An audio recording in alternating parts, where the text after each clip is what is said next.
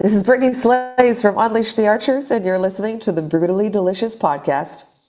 One, two, three, four. The Brutally Delicious Podcast. The Brutally Delicious Podcast. The Brutally Delicious Podcast. The Brutally Delicious Podcast. Hey, Brittany, how are you? Hi, I'm doing well. How are you? I mean, I'm not doing well. I'm really sick, but I'm doing well other than that. Sorry about that. Hey, You're before we even get started, I don't know if you remember, we've done stuff over the years, but you submitted chocolate chip cookies to that cookbook 8 million years ago. Yeah, I did. Yes, that was you.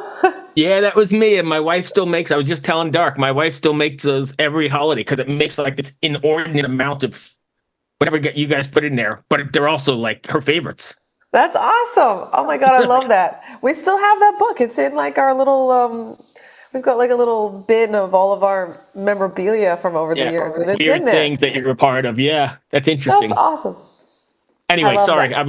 we were just talking about that when you popped in. No worries. Yeah, that's awesome.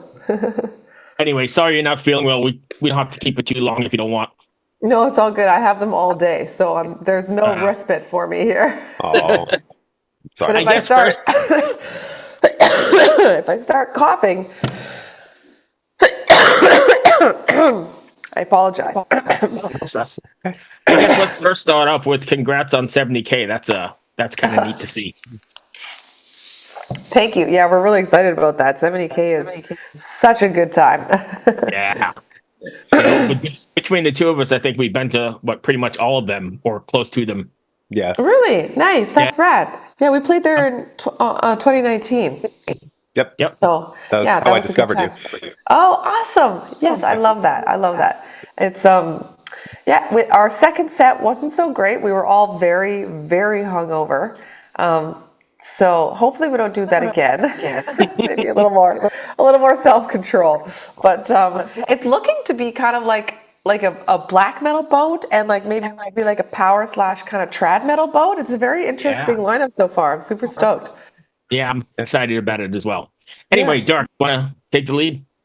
Sure. So, I mean, 70K is a good kickoff for like one of the questions I wanted to talk about. So, Brittany, you and the band, of course, you were like my first show after COVID. Oh, nice. That tour with Aether Realm and Seven Kingdoms hit New York twice. I went to both. I think I saw the last show before what's his face, Camden got COVID. Oh, okay, yes. Yeah, I think that's the show where we all were like, oh, we all got COVID for sure. Because the next day someone posted in the chat was like, I just tested positive for COVID and I was standing in the front row all night. I'm so sorry. And we were just like, no. And then sure enough, like 2 days later, we all tested positive. Luckily, by that time, we were like, we need to get home. This is going to be a problem. So we didn't have to fly or anything. But Yeah. So I've seen a couple of power metal bands recently. Talk to them. There's an echo. Is that coming up? yes, it is definitely an echo. I think if you go into the audio settings, there's like a echo cancellation option. Is that for you, Bruce, or is that? Audio settings. Wow, we learn something new every day. Thanks, Brittany. Testing. Oh, Any but that better? just sounds better. I wasn't hearing it on my end. Oh, well, he's the one who's recording, so I think that'll happen. Anyway, so yeah, you guys toured headlining tours for a while, and now it seems like your next like run of events is 70K and supporting Powerwolf. Is there any hope for another headline run from you? Through the States? Yes. I mean, I'm not too sure when, but absolutely. We love touring the States, so we'll definitely come back through. We're just trying to like tick all the boxes right now. So we're working on a European headliner for spring of 2025, and we're trying to get down to South America. So that's also, unfortunately, ahead on the list. But yeah, I mean, there's definitely a possibility. There's a couple dates in the Powerwolf tour as well that leaves room for us to do a show. So we might sneak some in between there. Interesting. That's a good. Sorry. That tour with Powerwolf is a good tour. I can't wait Yeah. to see that. I know it's going to be a really good time. It's intense though. It's like the route is like a weird like italic N across the country. I can't even explain it. It's just so much driving, and I think they're just trying to kind of get the main markets while they're over here because they don't really tour Right. for very long and like stints at once. So, but it's going to be like rad. Yeah, we're super excited.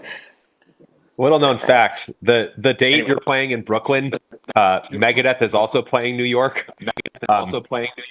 So, Uh-oh. oh, okay, don't worry, I'm going to yours. Yeah. Megadeth was Nice. like my favorite teenage band, but still, yeah, definitely got to go to that one. Yeah, that one is the one that got me into metal, Megadeth. So that's Ooh, I actually would not have guessed that based off your style, but I mean, Evolutions.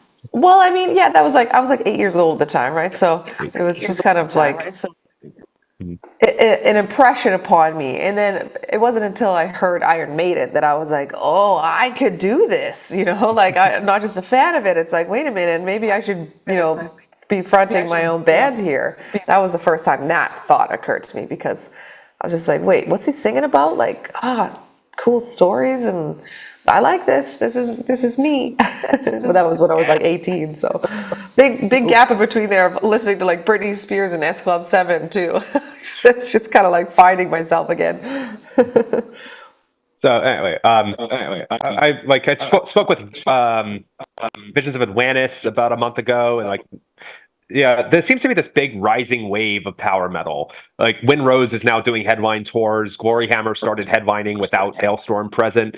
Have you how do you feel about this? Like, what do you think is causing? Because like Guitar Hero 3 with Dragon Force was 15 years ago or something. Yeah. Like, why do people suddenly like power metal? I don't know. Honestly, I think it could be. Oh man, it's echoing again. Yeah. Sorry. I don't know if that's me. Let me see if I can fix something. Yeah. Nope, I've got echo cancellation on. I'll try muting.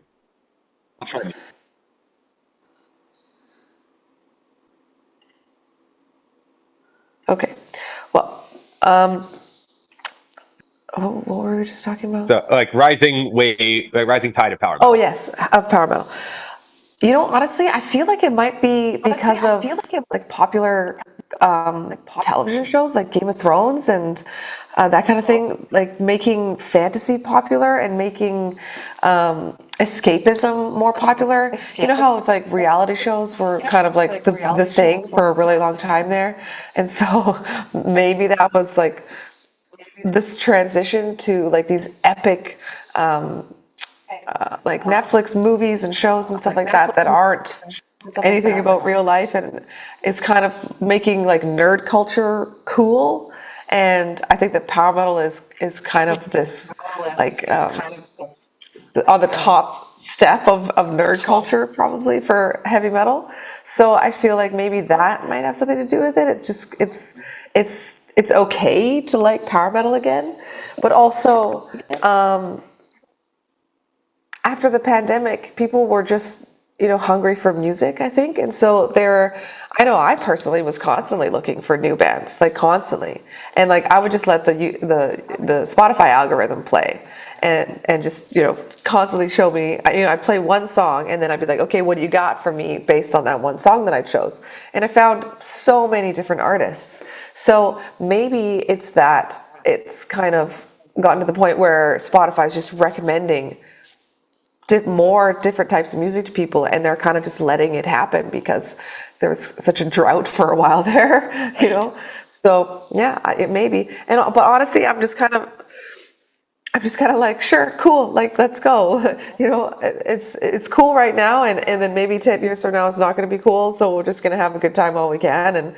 And we started playing power metal when it wasn't cool, so it's not like we're kind of like trying to jump on a bandwagon or anything like that. It's just, this is what we do. So if people like it, then that's a plus. So here we are on the eve of, sorry, Dark. Here we are on the eve of Phantoma. It's tomorrow, right? How excited are you? Oh man, I just honestly, just need it to be over. It's been 3 months of promo, and I'm like, I'm ready for this record to be out now. I want to go on tour. I want to like hit the road. I want to do all the, the fun stuff. Like, it's funny because we had this album has been done for almost a year now. Like, we've had it in our hands for almost a year, and it's just kind of like, I am totally done with this album. We're already moving on to the next one. I'm like super excited about what's coming next, and yeah, it's really funny. I'm just like, yeah, okay, sure. I'm honestly more excited about the Ayreon Live Beneath the Waves album coming out next week. I'm like, I can't wait to hear that because I haven't heard it yet. And so I'm just like, this is going to be rad. Like Phantom, yeah, whatever.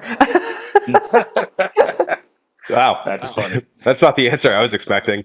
Right? Yeah, I thought you were going to be like overflowing with like, we're so excited about this. I mean, no, I am, but I don't know. I'm like, yeah, it's basically out already. Like before your birthday, you like start saying you're this many years old, like 3-4 months before you actually turn that many years old. So that when it happens, you're just like, oh, wait, what? I'm not already? That's exactly like that.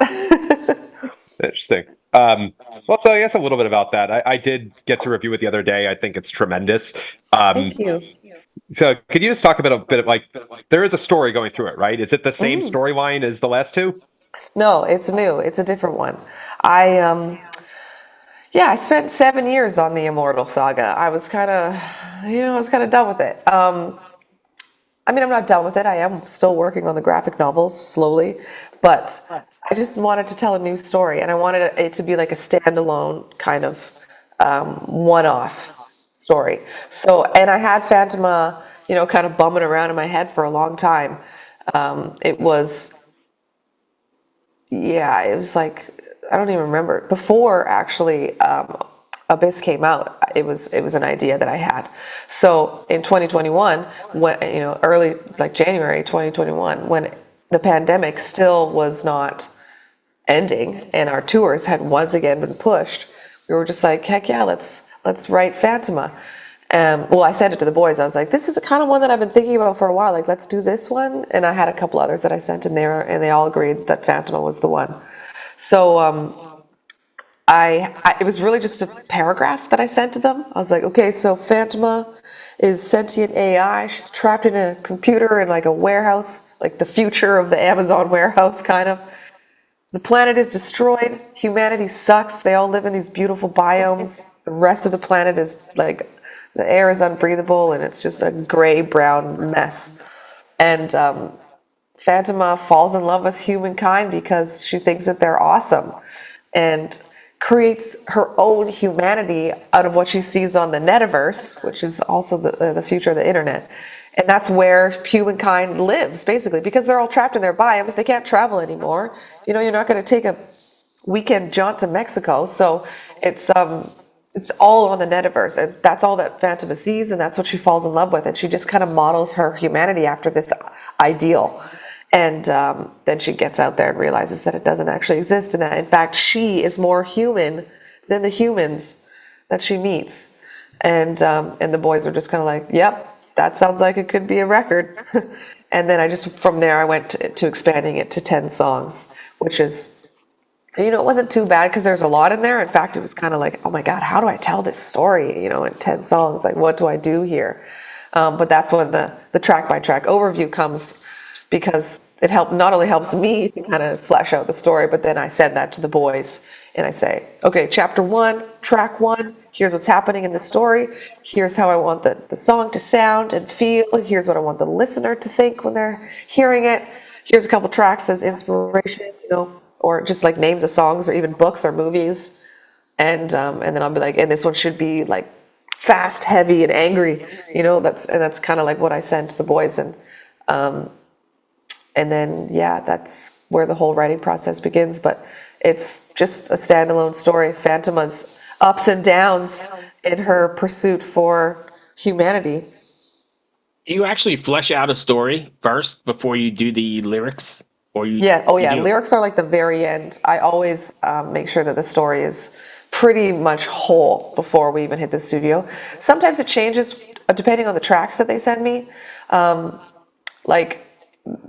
it's just kind of, eventually it gets to like crunch time, and it's kind of like, okay, well, this is the only spare riff we have, and let's use it for this song, and I'll figure it out. That kind of thing sometimes happens. So, but for the most part, it's like chapter by chapter, it's already there, and the boys just use that as inspiration to write the riffs, because it's really important to me that the music reflects what's happening in the story, and that you can feel it, you can hear the, kind of roller coaster ride of emotion just as much as you can, read it in the lyrics.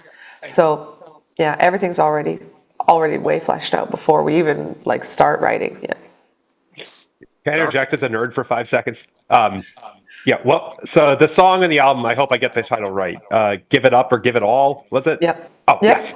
yes. Okay, so when I heard that the other day, like I thought it was possibly the best song on the album. Like I loved it, and I remember thinking like this sounds like it should be placed at the end of a movie as like things are resolving or something. What was your inspiration for that one, like story wise? Yeah, honestly, it was really funny because I didn't have any like notes for that really. I was just like, give it up or give it all. I knew that was the name of the song like from the very beginning. And I was like, this is the moment where Phantoma is really struggling with herself. She's been rejected by humanity. She's been rejected by robot kind. She doesn't know where she belongs. She's like, this whole world that I thought existed out here totally sucks. And I don't know what to do. I don't know if I should move forward. Do I give myself over to the collective and let become a part of the hive mind? Or do I let myself go back to the biome and be erased and just forced into slavery again? She's just kind of like, what do I do here? And then it's like a pep talk. The whole thing is just a pep talk. Like, I can do this. You know what? Screw them. It doesn't matter. I exist now, and I'm gonna make this shit happen. And I don't need anybody else. And I made it this far, so this is what I'm gonna do. And so that was really the main inspiration behind the whole thing, was just this moment. And Andy was really inspired by like Jim Steinman and like Disney movies for sure, huge on this one. And I think we must have listened to the Michael Bolton version of I Can Go the Distance like 50,000 times, And then he has a couple other influences that he mentioned, but I can't remember what they are right now, where I was kind of like, oh, okay, yeah, no, I hear that. But I'll have to like get a list from him or something at some point here. And it was we just wanted this kind of epic moment and this build, and yeah, very Jim Steinman. I think that's kind of like the main undercurrent of the whole song. A lot of Meatloaf and Celine Dion echoing in our brains, So it's just, yeah. And then when I went into the studio, I just felt so emotionally attached to it that I think I performed it really well too. And Oh yeah. it was funny because after we recorded that, Andy was like, well, where the hell has that been? He's like, now we have to go back and re-record all the songs you already did. And I was like, what? We don't have time for that. So it's pretty funny. It's funny. That's awesome. Yeah, definitely got the whole like movie soundtrack thing out of that. Yeah. This feels kind of pandering because you're Canadian, but the other song I can think of that makes me feel that way is "Heaven" by Bryan Adams. Oh, So nice. Yeah, yeah. Bryan Adams, he's got some good ones for sure. Anthemic. Anthemic jams. Yeah. So I was talking with Bruce earlier, before he got on, is a lot of bands will plug their Instagrams and their Facebook pages, maybe TikTok. I primarily know Unleash the Archers is a Discord band. Is that your main outlet? And if so, why? Well, it kind of happened over the pandemic. It was really funny because we were on tour with Dragon Force, and they were Twitch streaming the whole time. And we were just like, this is really cool. We should totally get into this. Like, it wasn't really a big thing back then. Like Herman Lee and what's his face from Trivium, and Matt Leafy. yeah, Heafy. Matt Heafy, I don't know, and like one other. we're like known for being like the metal Twitch streamers, and but we were on the road. We were just like, this is really cool. Yeah, we definitely have to do this when we get home. And then we woke up in Minneapolis to our manager knocking on all our bunks, being like, you guys, the whole world is going into shutdown. We need to go home. We were just like, what? Like immediately buy flights to get the hell out of Dodge. Because yeah, it was like the venue was like, no, you can't come in here. It's closed. Like no social gatherings. The death toll in New York is like at whatever it was. And so we were just like, holy shit, okay. And, but then we were like, well, let's go on Twitch. And so I started streaming and Andrew started streaming like almost immediately after getting home. And I was just playing video games and hanging out with people and stuff. But the metal community kind of started to discover us and other musicians as well as they got on there. But our mods were kind of like, hey, there's this thing called Discord, and normally what happens is you Twitch stream and then you all go hang out on Discord after. And I was just like, oh, sure, yeah, let's start the UTA Discord right now. And we were definitely one of the first bands to do it, and it was just like this awesome place to hang out where everyone was really positive, and it was more interactive than Facebook or Instagram or things like that, because it was just like a constant streaming chat as opposed to where you post something and then comments kind of show up over time. It was just, yeah, everyone was present. It was never just like a fleeting kind of, oh, I'm just going to comment on this post and move on kind of a thing. It was like you're in that channel. So we just loved that we were able to connect with our fans that way, because we weren't, we couldn't do it on the road, which is normally what we do.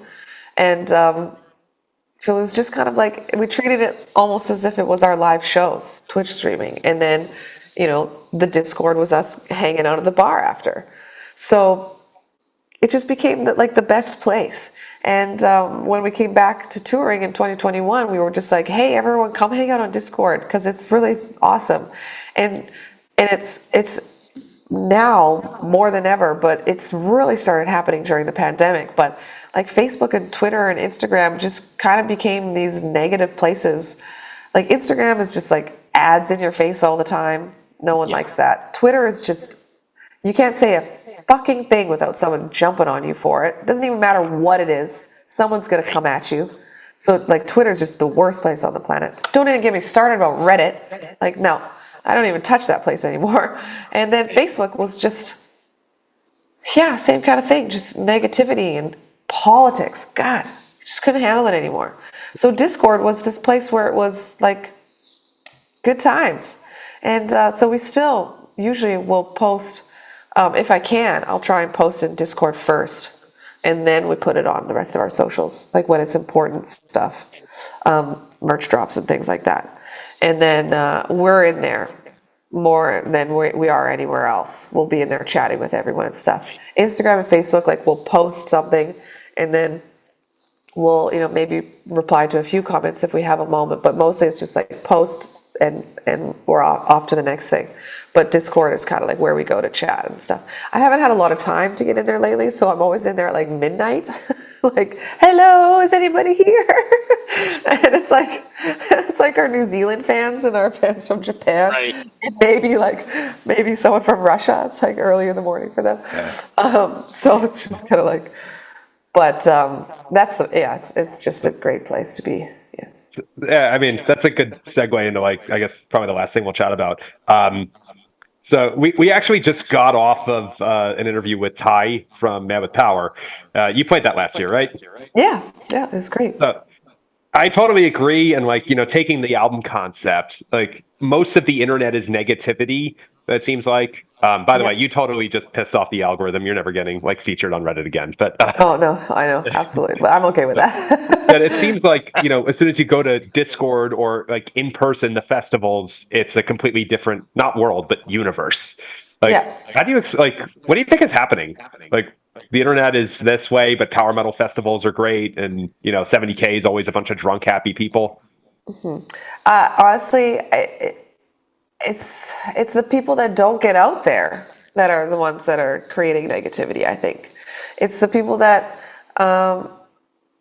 don't know that live music is this great healer, and so I feel like especially our fans, the fans of our music, kind of gravitate towards the positivity that we sing about and that we write about, and that is kind of inherent in the kind of music that we play. So it just attracts those kind of positive people, maybe. And so yeah, I love, like, our shows are always such a good time, and everyone's really very supportive. And in the festivals that we play are usually like power metal festivals and that kind of thing. So they're also very supportive and just great people. And also Twitch really brought like that whole scene together.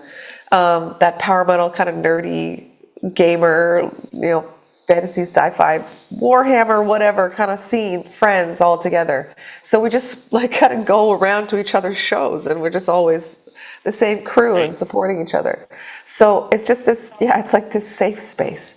But I don't know. I mean, I might be totally wrong, but I just feel like the people out there that are posting, this band is trash, don't go to live music. Or they go to, like, Five Finger Death Punch. I don't know. You know what I mean? Like, Right. I don't know. Wow. I mean, they're not the most positive people on the planet. So, I have no idea. I just wish. We were talking about with this with someone else. It's the dehumanizing aspect of social media. All of a sudden, bands aren't people. Celebrities aren't people. They're commodities. They're a thing that I watch on TV. They're not human. They don't have feelings or thoughts. And bands are just these corporate entities being pushed by labels that have, whatever, hundreds of thousands of dollars that, and all, they just tour and drink and party and stuff. They're not people. And then it's the same thing. Someone that decides to just post this one-off extremely negative comment isn't being a human in that moment. They're just being I want to get the likes, I want to get the upvotes, I want to get the whatever, the attention.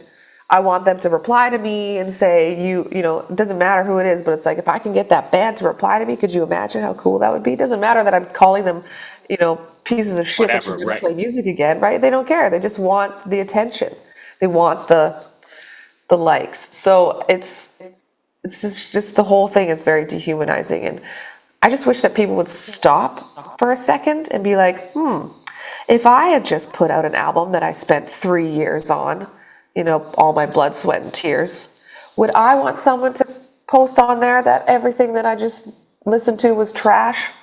Or you know what I mean? Like, I wouldn't want someone to say that about my work, so maybe I'm not going to say that. But no one does that.